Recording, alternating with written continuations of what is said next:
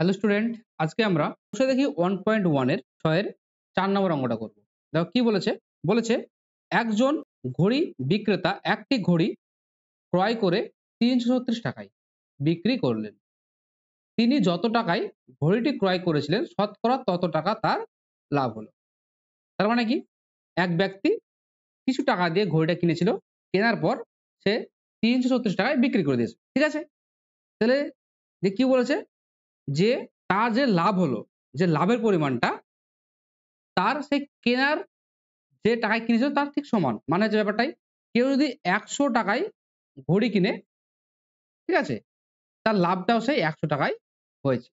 সে বিক্রি কটায় করেছে আলাদা ব্যাপার। কিন্তু যটায় কিনেছে ঠিক টাকায় লাভ হয়েছে। তাহলে ব্যাপারটা কিরকম? তাহলে আমি কটায় কিনেছি সেটা জানি না। তাহলে ধরতে হবে। ধরি ঘড়িটির ক্রয় মূল্য X টাকা। ঠিক আছে? এই যে বিক্রয় মূল্য তো বলেই দিয়েছে। ঘড়িটির বিক্রয় মূল্য কত? ৩৩৬ টাকা। এবার তাহলে তার শতকরা লাভ। লাভ লাভ বের করার নিয়ম কি? লাভ কি? লাভ হচ্ছে বিক্রয় মূল্য থেকে যদি ক্রয় মূল্য বিয়োগ করে দেয় সেটা লাভ হয়ে যাবে। আর শতকরা লাভ যদি হয় তাহলে বিক্রয় মূল্য মাইনাস ক্রয় মূল্য বাই ক্রয় মূল্য ইনটু ১০০। এটা হচ্ছে কি? শতকরা লাভ। তাহলে কি লিখতে হবে? অতএব শতকরা লাভ। তাহলে বিক্রয় মূল্য মাইনাস ক্রয় মূল্য ৩৩৬ মাইনাস ক্রয় মূল্য বাই ক্রয় মূল্য ইনটু ১০০। তাহলে এটা তার লাভ হয়েছে। আবার এখানে কি বলে দেখো কন্ডিশনটা কি বলেছে?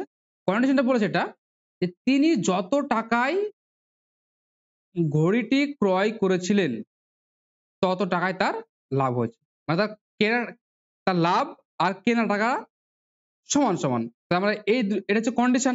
কি কন্ডিশন? না শর্ত মতে লিখছিলাম। শর্ত মতে। কি? তার কেনা আর লাভ এই দুটো কি সমান, সমান। তাহলে তার লাভ কত? এই তো এটা।